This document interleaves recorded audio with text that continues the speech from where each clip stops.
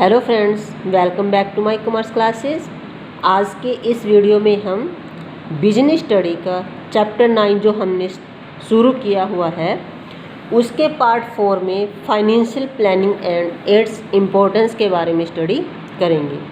पिछले वीडियो में हमने financing decisions and dividend decisions का meaning and factors affecting the financing and dividend decision के बारे में स्टडी किया था। और आज की इस वीडियो में हम फाइनेंशियल प्लानिंग और उसकी इम्पोर्टेंस के बारे में and objectives of the financial planning के बारे में स्टडी करेंगे।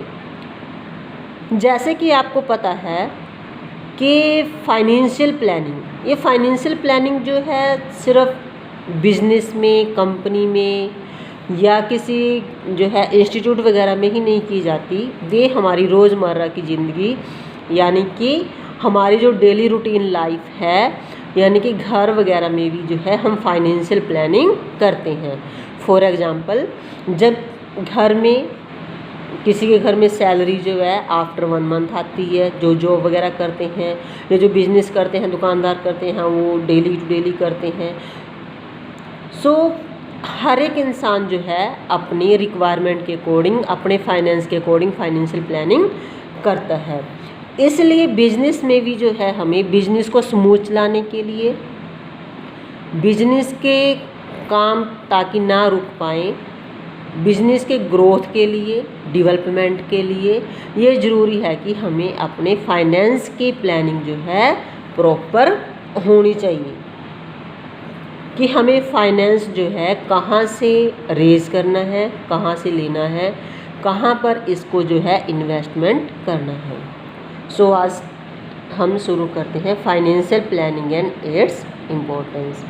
The process of estimating the funds requirement of a business and specifying the sources of funds is called financial planning. Process of estimating the funds requirement, एक business की funds जो है आप estimate करते हो, मान के चलते हो कि कितने आपके बिजनेस के लिए फंड्स की ज़रूरत है और उनको जो है किन स्पेसिफाइड सोर्सेज से जो है आप ले सकते हो। इस प्रोसेस को ही क्या बोलते हैं? Financial planning. Definition according to Walker's के अनुसार financial planning pertains of finance and includes the determinations of firms' financial objectives, financial policies and financial procedure। Financial planning के अंदर क्या आता है? इसमें सभी आपका जो फाइनेंस है वो इंक्लूड किया जाता है और साथ में ही जो फर्म्स के फाइनेंशियल ऑब्जेक्टिव्स हैं कि आपके पास फर्म में कितना जो है फाइनेंस होना चाहिए, फाइनेंशियल पॉलिसीज़, फाइनेंस से संबंधित सभी पॉलिसीज़ और प्रोसीजर को ध्यान में रख के जो है आपकी फाइनेंशियल प्लानिंग की जाती है। Next is importance of financial planning. Importance of financial planning मतलब फाइनेंशियल प्लानिंग की ज़रूरत किसी कंपनी में क्यों पड़ती है।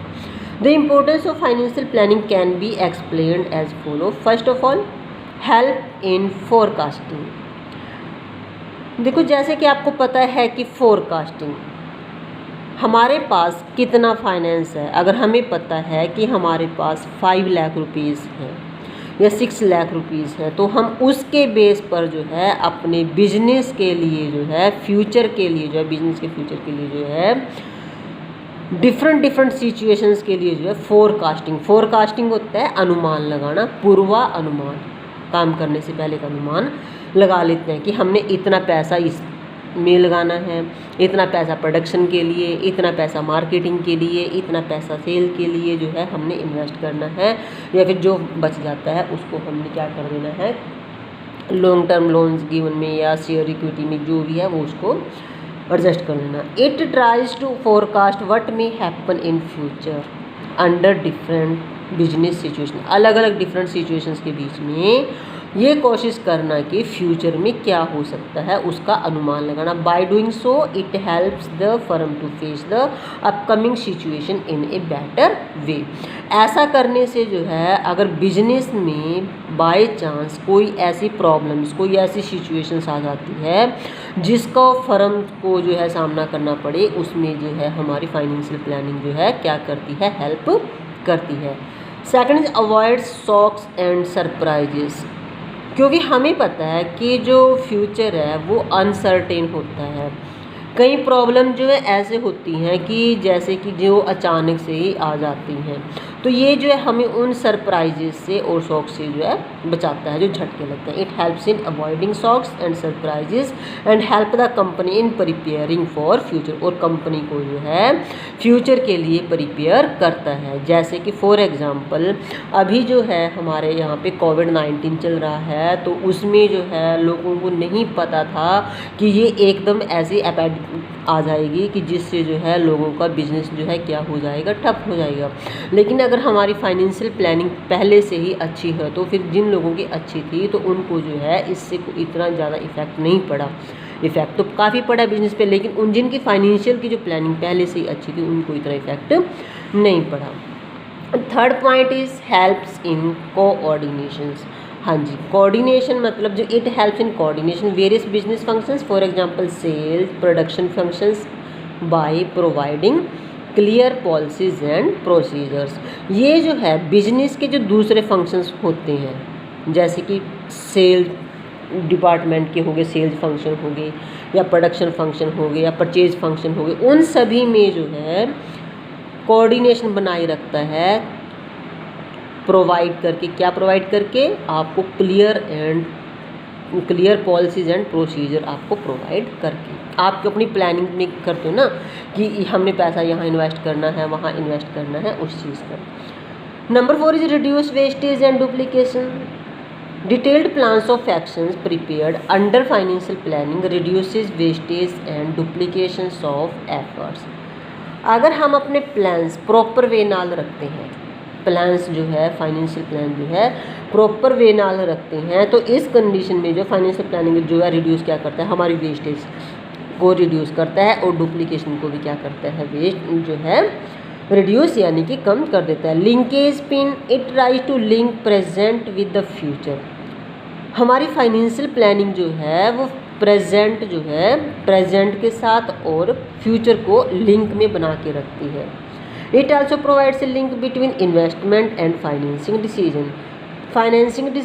इन्वेस्टमेंट में और फाइनेंसिंग डिसीजन में भी जो है ये हमें क्या करती है, हेल्प करती है। एक लिंक जो है इसमें बना के रखती है कि हमें कितना इन्वेस्टमेंट पैसा करना है, कितने जो है हमारे फाइनेंस जो है चाहिए, फाइनेंसिंग डिसीजन लॉन्ग टर्म में करना है, शॉर्ट टर्म में करना है, जहाँ से हमें ज़्यादा जो है बेनिफिट हो सके। Number 6 helps in evaluating performance. हाँ जी, तो सब में ही आएगा, आपको पता ही है। जब भी हम कोई फाइनेंशियल प्लानिंग करते हैं, घर में कोई भी प्लानिंग करते हैं, एट द एंड क्या करते हैं, उसको इवेल्युएट करते हैं। तो ये हमारी हेल्प करता है कि जो प्लानिंग हमने बनाई थी, फाइनेंशियल प्लानिंग जो अपने बिजनेस के लिए बनाई थी, क्या उस फाइनेंशियल प्लानिंग के अकॉर्डिंग हमारा काम हुआ है, क्या हमें कोई इसमें जो है कोई कमी तो नहीं आई। अगर कमी आई है तो कहाँ पर आई है। Bye planning out detailed objectives for various business segments makes the evaluation of actual performance easily. ये जो है फिर एक्चुअल परफॉर्मेंस को जो है आपके प्रेजेंट परफॉर्मेंस के साथ इवेल्युएट करने में इजी बना देती है। This helps in proper utilisation और फंड्स। और इससे क्या होएगा, आपके जो फंड्स हैं कंपनी में, बिजनेस में, उसको भी प्रॉपर यूज़ होएगा। There is no wastage. ठीक है। अब है लिमिटेशन ऑफ फाइनेंशियल प्लानिंग। वैसे तो लिमिटेशन का इतना आपके यहाँ पर नहीं है, लेकिन फिर भी मैं आपको ये समझाना चाहती हूँ, क्योंकि जहाँ पर जिस चीज़ के फ़ायदे होते हैं वहाँ पर थोड़ा बहुत जो है नुकसान भी होता ही है। तो उसकी लिमिटेशन क्या है। First of all difficulty in forecasting. इसकी फाइनेंशियल प्लानिंग के जो इम्पोर्टेंस है हमने ज़्यादातर इम्पोर्टेंस दी है कि फोरकास्टिंग के बारे में पता लगाना।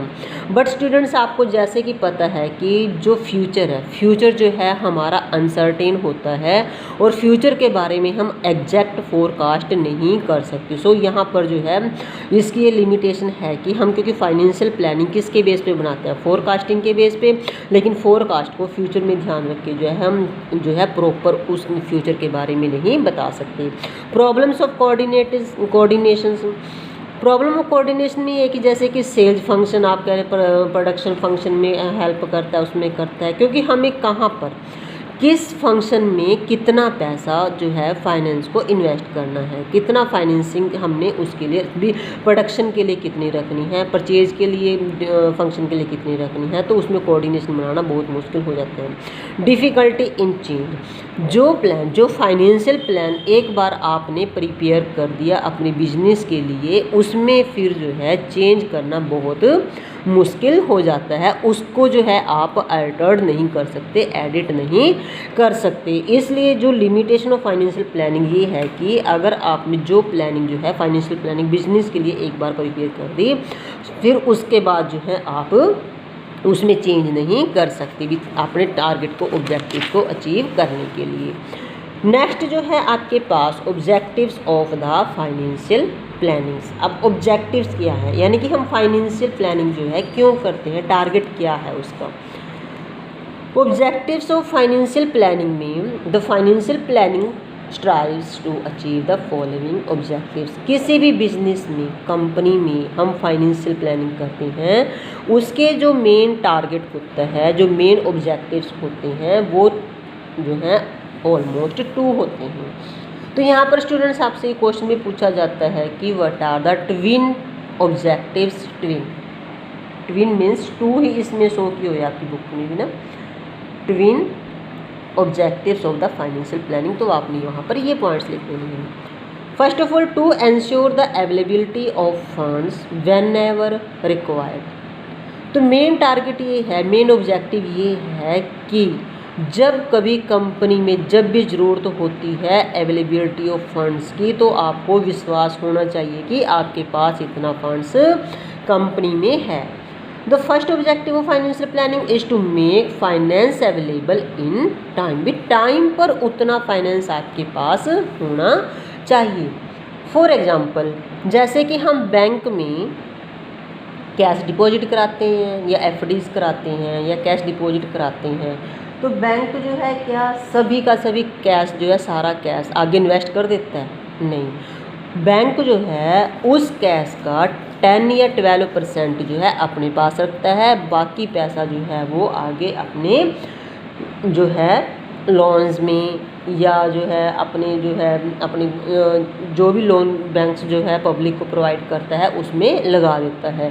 अब 10%, क्योंकि बैंक ये मान के चलता है कि फ्यूचर में जिस पर्सन ने बैंक में पैसा जमा कराया है कि 10% या 20% पर्सन ही ऐसे हैं जो कि अपना पैसा निकाल लेंगे। ठीक है, तो इस चीज़ को वो मान के जो है बैंक में अपना पैसा रखते हैं। लेकिन अगर बाई चांस, क्योंकि वो एक पर्सन से तो कैश कलेक्ट नहीं करता, काफ़ी पर्सन से करता है, तो काफ़ी पर्सन का जो 10% अगर रखेगा तो काफ़ी पैसा हो जाएगा।